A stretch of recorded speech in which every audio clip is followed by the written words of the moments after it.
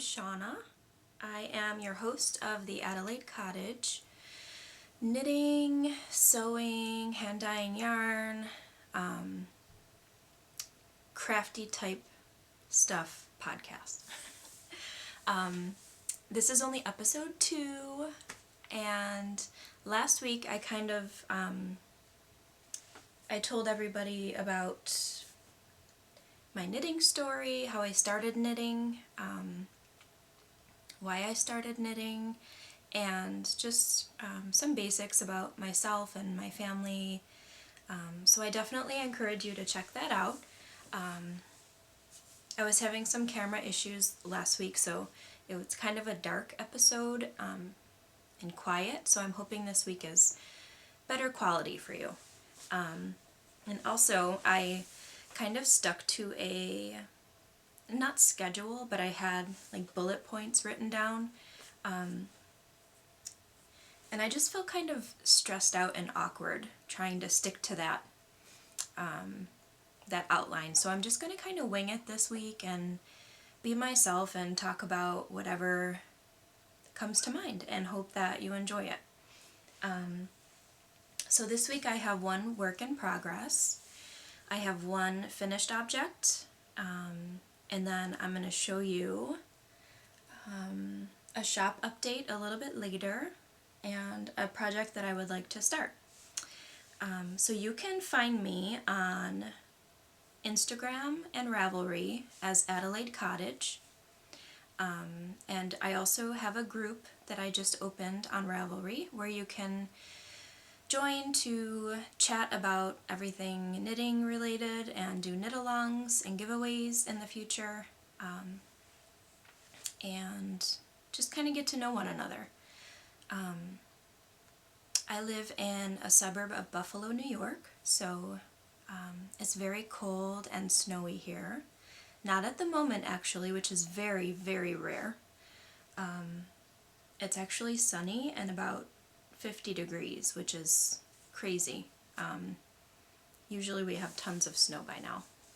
But anyways, I'm drinking Tim Hortons coffee, which is my very favorite. It is so yummy and addicting. It's kind of the go-to coffee in this area. I would say 90% of the people I know love this coffee. Tim Hortons originated in Canada and kind of trickled its way into the United States, but it's mostly just in the northeastern states right now. So I know when we lived in Pennsylvania for a few years, when my husband was going to pharmacy school, they had Tim Hortons there, but when you got to, I can't remember if Ohio has it, but as you start going south, they didn't have it. So definitely an amazing coffee. And I'm drinking out of my Little Mermaid coffee mug because I love her. She's my favorite princess.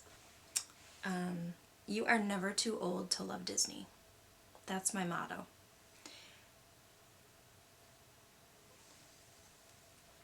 And we just went to Disney World in October with our whole family, my in-laws, my husband's sister, and her husband and all their kids.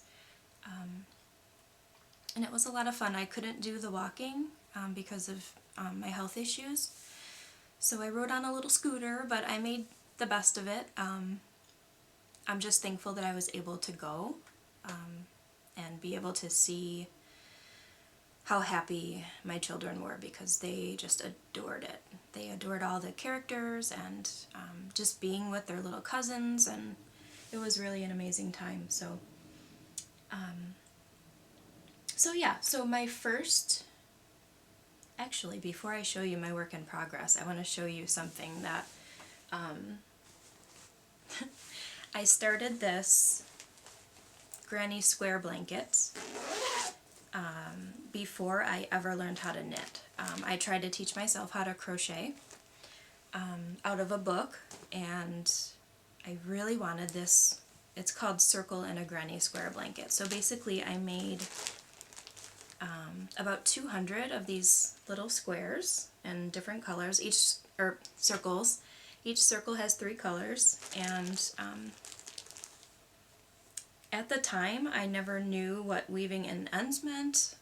I just kind of winged it and made it work. So when I was done with each color, I knotted them like 3 times. So the back of the blanket is a knotted crazy mess, but I'm not done with it yet. But I just wanted to show it to you because I just think it's humorous how this looks. I am going to finish it because I worked really hard on all of the circles. So this is what it looks like so far. I think it'll look really nice on the back of our sofa. But the back of it, it might be hard to see on the camera, but it's so... there's knots everywhere and strings hanging out. But that's okay. Yeah, so I definitely enjoy knitting more. There's nothing wrong with crochet. It's a beautiful craft. But just my personal preference is knitting now that I learned how to knit. I like that. I like doing that more than crochet. But for that I used, where did I get this pattern? It's a free pattern online. If any of you are interested, just contact me on Ravelry and I can direct you to where I got the pattern. So that's that one. My work in progress is in my own little Adelaide Cottage bag. Now I am horrible because I forgot to mention I have an Etsy shop which is called Adelaide Cottage, and I sell hand-sewn project bags, large and small sizes. I'm now starting to put an inside pocket in each of my bags. So make sure that if you purchase a bag, if you really want a pocket, make sure that the listing says that it has one, because a lot of my bags that have been in the shop previously don't have pockets in them. So just make sure that you're looking at the description to make sure there's a pocket. But I'm horrible because I make bags and I only have 2 bags for myself. I tend to put them all in my shop, so I have a work in progress and a finished object, and before my finished object was done, both of the projects were living in one bag. So I don't know what fabric I want. Like, I love so many of the fabrics and I don't know which one to pick, so I think I'm just going to make a patchwork bag, like a larger sized one, with all my favorite fabrics. So I think that's probably the best thing to do. Anyways, these are for my husband for Christmas, and it's the Favorite Socks pattern by Vine Yarns. Kristen of Vine Yarns. She has the Yarngasm podcast, and it's very nicely written, and I really like the way they're knitting up. I'm pretty sure it's a free pattern on Ravelry, but I cast on 64 stitches for these. At first I cast on 72 and they were looking humongous, so I ripped them back and reknit the cuff. And I have my DPNs in I also sell these in my shop as well as hand-dyed yarn, but they're DPN holders so that you can stick your project in there and your stitches won't fly off of your needles, and then there's snap closures. These are being knit on my Carbons DPNs. Love these needles so much. And I don't know, 1.5 millimeter. The thing is with these, the sizes rub off almost instantly. I don't even know what size US these are. But anyways, the last time we chatted, my first episode last week, I had just started the heel. And now I knit the heel turn, and I picked up the stitches along the side, and now I have to pick them up on this side and then just continue up and knit the foot. These are a very slow going project because, and this is only the first sock. I'm knitting these for my husband for Christmas, but it's really hard because he's home 3 or 4 days a week, so I can't knit them in front of him. And when he's working, which he works really long shifts when he does work, he works 13-hour shifts, so he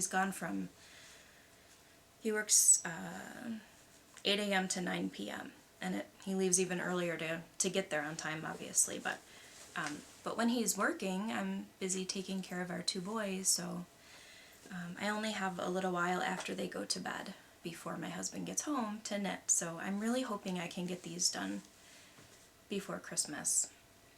We'll see. But yeah, and then I have all kinds of goodies in my project bag, and I think this is why I wanted to add a pocket, because I have to kind of fish through for my pen or my row counter or my chapstick, and then I have really, really good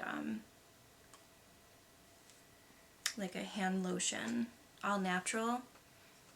Oh, it's amazing. I found this we were camping at a KOA in Pennsylvania, and at the little gift shop there they had these, and it's by the Naked Bee, and it's all natural sunflower, beeswax, and shea butter. It's a hand and cuticle healing salve, so amazing stuff. I love the way it smells. So I use that on occasion. So yeah, that's my work in progress. With Christmas coming, and my son's birthday was just yesterday, and I'll talk a little bit about that later. It's just been really difficult to make the time for knitting. I'm sure a lot of you understand that.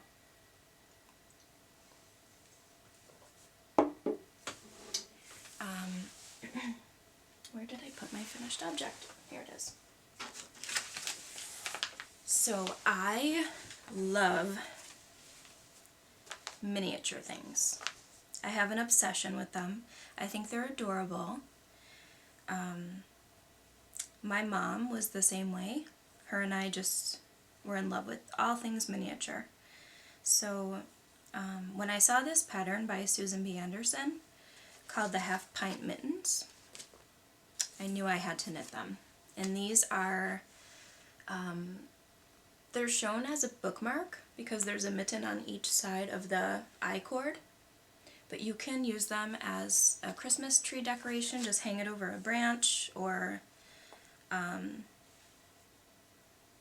you know, you can hang them on your window, on your rearview mirror. And I made these for a family member to kind of accessorize the Christmas present that I bought for them. And this is how they turned out. How cute are they? I can't even handle it. I want to knit like 5 more of these. I knit these in my Cecilia base yarn in the gingerbread colorway, and it's I really like the way that they knit up.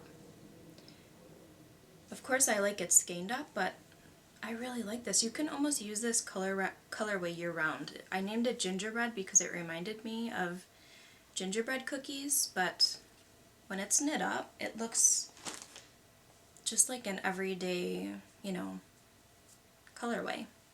I don't know if you can see it that well, but yeah, and I learned a new technique. I've never knit an I-cord before, so that was new for me. And Susan B. Anderson had very clear directions on how to knit the I-cord. I just kind of took a look at a a video on YouTube just to make sure I was doing it right, and I was. But yeah, and you can knit the cord as long as you want, so I think this will be really, really cute for a bookmark or a decoration. So yeah, that's my finished object. And when I started the cuff of the mitten, it was a little bit fiddly for me. Not at all because of the pattern, it's just I was using a US size 1 or 2.25 millimeter needle, and those are small to begin with, but then you have this really small, you know, circumference, diameter of the cuff, and I have some neuropathy in my fingers from surgery, so I was kind of dropping needles and things like that. So, but once I finished the cuff, it was a breeze. It took me about 2 hours, but I think that's because I was having some issues in the beginning with my grasp.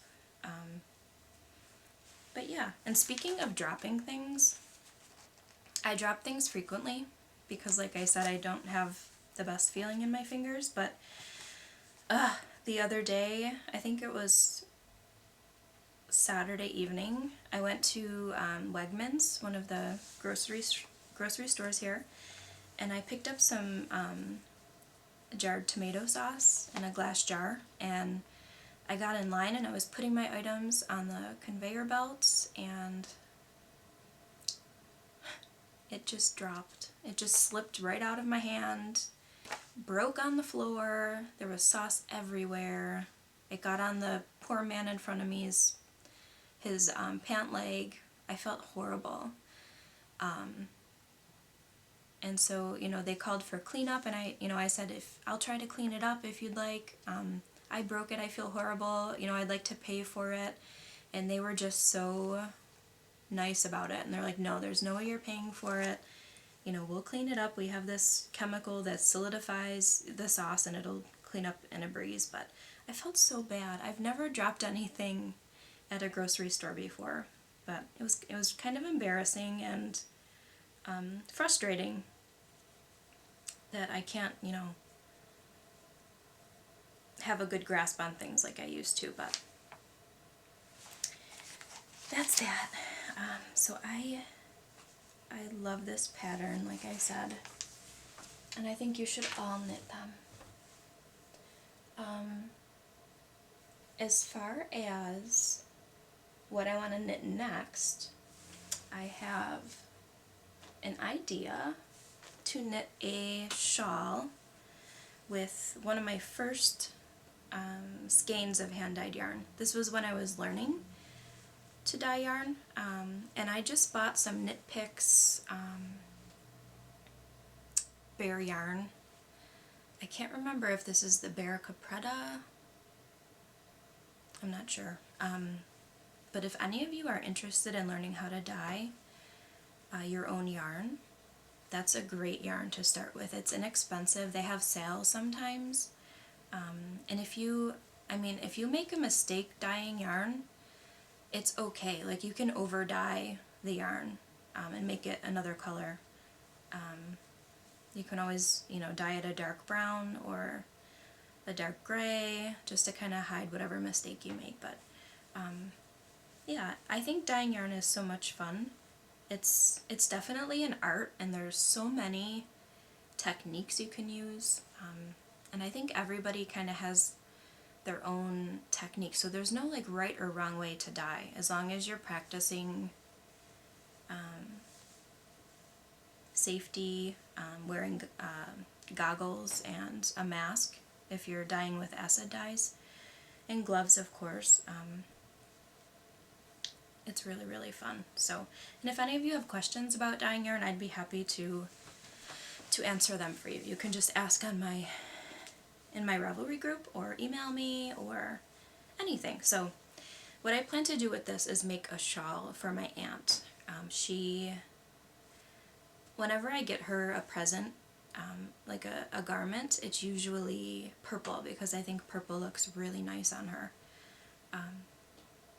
And she loves scarves and things like that. So I was thinking to either make a shawl or a cowl for her with this purpley yarn that I dyed. And there's some specks of blue and some red and some deeper purples. So I think it'll be pretty. This is my Sugar Plum colorway, and I plan to dye it on my newer bases pretty soon.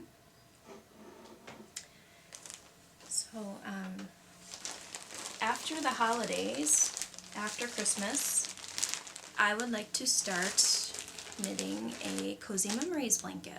I think I told you guys last week that I wanna join that club of Cozy Memory blanket knitters, and I have a lot of sock yarn, and I forgot to tell you, and I'm fine with admitting it, that the sock that I just showed you is my first sock that I've ever knit in my entire life. I don't know why I was so intimidated about knitting socks. I think it was pretty much the heel that scared me. I didn't really know if I'd be able to do it, and so I just kept knitting hats and shawls and things like that, and never knit socks, but they look like so much fun, and I have so much sock yarn. Probably like 30 different sock yarns up there. I'm just kind of staring at my yarn stash. And I just ordered, I forgot to tell you that my socks were knit out of the Knit Picks Felici yarn in the Baker Street colorway. It's one of their kind of limited edition yarns. They only put out every now and then. But I kind of went crazy knowing that once I started knitting the sock and loving it, I'm going to knit more socks, a lot more socks. So I kind of went crazy and ordered a bunch of sock yarn. Also keeping in mind that I'm going to start a Cozy Memories blanket, and whatever is left over I can use for squares on that. And for Christmas I asked Santa Claus if I can have a set of carbon straight needles to knit the Cozy Memories blanket with. Highly recommended by Molly of the Homespun House podcast. So yeah, I just have circulars and DPNs. So this is what I bought from Knit Picks, the Felici yarn. This is the Tea Party colorway. First of all, I love the color combination. They're all self-striping, and I just love those pastel colors, and I love teacups. I collect them. I'm obsessed with them. So I had to get that because it's called Tea Party. I mean, seriously. And then this is the Baker Street colorway that I'm knitting my husband's socks with. I bought some more because I'd like to knit socks for both of my boys to match.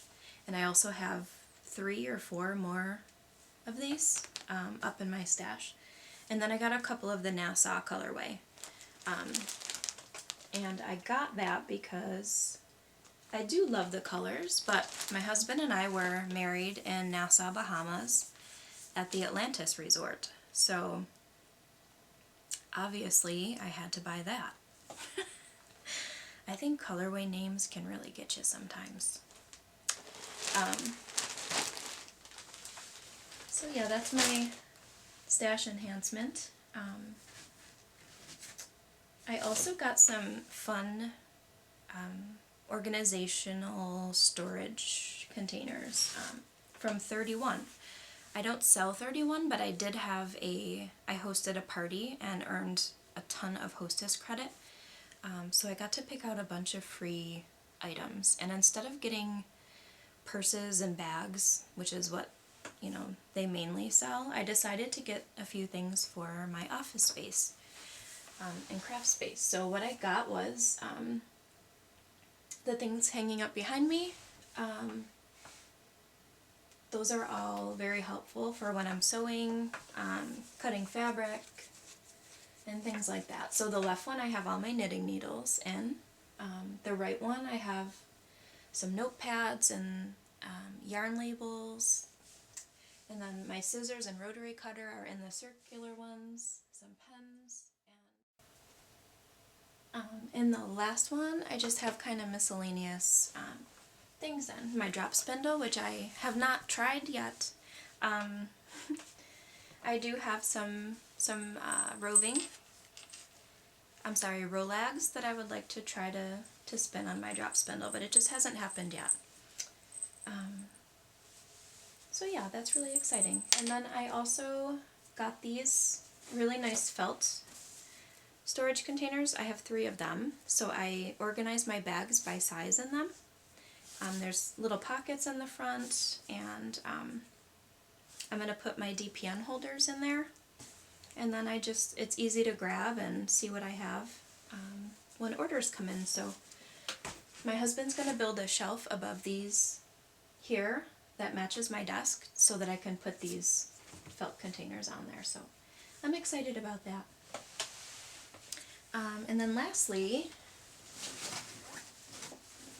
I got these, and they're just really big. I took most of my yarn out to show you a shop update in a little while, but I'm separating my yarns by bases, so I put each base in a separate container. And I like the clear front because it's really easy to see what I have. So, yeah. That's always fun. So I'm also hosting a giveaway,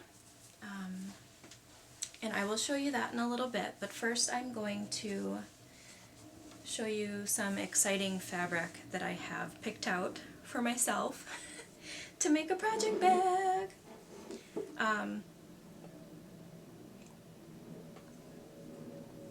Like I said, I love Ariel from Little Mermaid, so I was a dork and bought some fabric with Ariel on it, and I am going to make myself a project bag with it. And then I have this lavender colored canvas as a contrasting bottom. And then I ordered some really cute charms to use as stitch markers that have to do with the movie. And one of them will of course be a zipper pull, so I'm really excited about that. I don't have those to show you right now, they're over there in my charm container, but I don't know how many of you would be interested in a Disney themed project bag, but I think I'll make 2 or 3 of these and stick them in the shop and kind of see what happens. So that's exciting.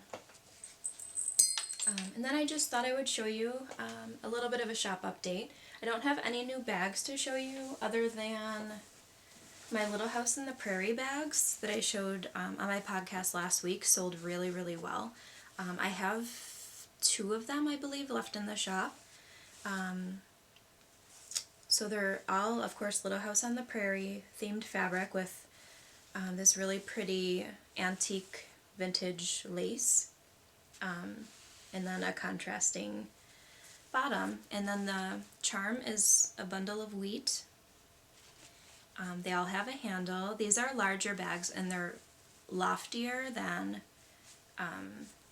my other bags because I really wanted them to be kind of soft and cozy. And then the inside is a different type of Little House on the Fairy fabric. And it has the pocket in there, and these ones come with a DPN holder in Little House on the Prairie fabric. This is just a really pretty floral fabric lined with pink. So it's a lot of fun. I love Little House on the Prairie. I wish that style would come back. I would totally dress like that if, you know, other people did too. I think I would get some weird looks on the street if I dressed like that, but I love it. I love the simple lifestyle and everything. So yeah, in the shop I have 2 new colorways that I'm going to show you. And the first one is Campside. And It's on my Cecilia base, which is 50% non-superwash merino and 50% silk. So it's very shiny and soft. And yeah, this is it. And there are jades, sort of like a sage green, beiges, browns, grays, and it just reminded me of camping. My husband, myself, and our 2 boys go camping at least once a year. It's something that we love to do.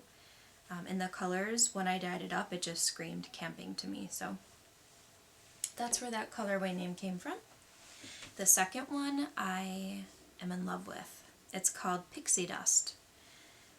And here it is. It's on the same base, the Cecilia base, and there are all different shades of pinks, mauves, lavender, deeper purple, gold, some, yellows. Ugh, I just love this one. I'm very tempted to keep one for myself to see how it knits up. I did not reskein these. I just left them as is, right out of the dye pot. I let them dry and then just skein them up. I didn't reskein to redistribute the colors because I thought it looked really beautiful like this, but I'm really interested to see how it knits up. So if any of you purchase either of these colorways, I would love to see them in your project. So please tag me on Instagram if you post a picture of your project, or on Ravelry, let me know, because I'd love to see it. And then I have my Sweet 16 colorway still in there, and this is on my Marion base, which is a high twist yarn. I also love this very much. It is an MCN sock yarn, 80% superwash merino, 10% cashmere, and 10% nylon. And yeah, that's a really fun colorway as well. And then for my giveaway, I am giving away a Christmas or holiday themed bag for Christmas. So here it is. It's the most wonderful time of the year bag, and it has a really cute snowman, zipper pull with a bell, and you can take it off to use as a progress keeper. And then the inside is lined with this red and white polka dot fabric. So all you have to do is follow me on Instagram. The giveaway started a couple of days ago because I meant to podcast on Friday, but it was just way too busy. So it's on Instagram now. All you have to do is follow me on Instagram, like the post, and tag 3 of your fibery friends who you think might be interested in entering as well. And that's it. And the winner will be drawn this Friday, the 18th of December, using a random number generator. And I will announce the winner on my podcast on Monday, next week Monday. For now, Mondays are going to be the best day for me to podcast because my husband's at work, my oldest is in school, and my youngest goes to preschool for about 4 hours on Monday morning. So I have a few hours to myself, so I think from now on, I think Mondays will be the day where you can find my newest episodes. So yeah, that's up for grabs. Somebody will be winning that. Yeah, as far as my weekend, it was extremely busy. We had my oldest son's birthday was yesterday. He turned 8, and Saturday we had a party for him at a video game place, just for a few friends from school. That's where he really wanted it. He started playing video games when he turned 7. We tried to hold it off as long as we could, because I don't want a child who's addicted to sitting in front of the TV, being sedentary, and just playing video games all the time. That is absolutely not happening. So we did get him a video game system last year, and we just set very strict time limits for him. So if he finishes his homework and does his chore, he's allowed 30 minutes of either TV, a video game, or to play on his tablet. He gets 30 minutes, so that's it. He's really deserving of that. He's a great student. And so when he mentioned the video game place for his party, we were okay with it, and all the boys that he invited just had a blast. So that was a lot of fun.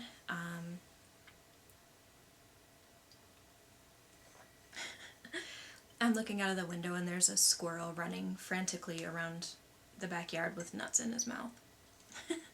And then yesterday we had a party here for him, for the family to come. So usually every Sunday we go to my in-laws' house for a family dinner. And it's always my husband and I, our 2 children, my sister-in-law, her husband, her 4 children, my brother-in-law, his wife, and their son. And then, of course, my in-laws. So it's a full house. It happens every single Sunday, and it's almost mandatory that you go. And if you don't go, you better have a darn good reason why you're not there. So I think that's good, though. It's like it's a way to catch up with everybody. It's very easy in today's day and age to, everybody's busy. It's just, life is so busy, and it's so easy to say, I have this to do and that to do, or I have to run these errands, I can't make it.